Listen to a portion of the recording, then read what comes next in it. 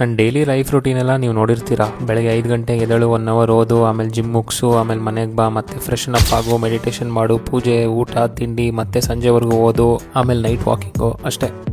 But ನಾನೇನು ಹೇಳಿಲ್ಲ ಅಂದರೆ ನಾನು ವೀಡಿಯೋಸ್ ಯಾವಾಗ ಎಡಿಟ್ ಮಾಡ್ತೀನಿ, ಸೌಂಡ್ ಎಫೆಕ್ಟ್ಸ್ ಯಾವಾಗ ಆ್ಯಡ್ ಮಾಡ್ತೀನಿ ಅಂತ. ಅದಕ್ಕಿಂತ ಮುಂಚೆ ಈ ಸ್ಪೆಲ್ಲಿಂಗ್ ನೋಡಿ, ಅಬ್ಡಕ್ಷನ್ ಆ್ಯಂಡ್ ಅಡಿಕ್ಷನ್ ಅಂತೆ.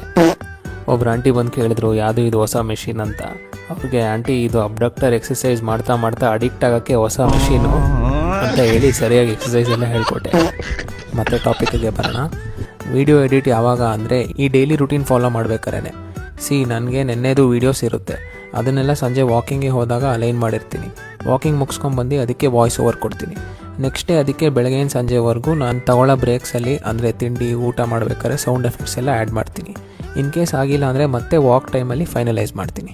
ಹಾಗೆ ನೆನ್ನೆದು ಪೋಸ್ಟ್ ಆದಮೇಲೆ ಇವತ್ತಿಂದು ವೀಡಿಯೋ ಎಡಿಟ್ ಸ್ಟಾರ್ಟ್. ಇದೇ ನನ್ನ ಪ್ರೋಸೆಸ್. ಹೇಳ್ತಾರಲ್ಲ ನೀವು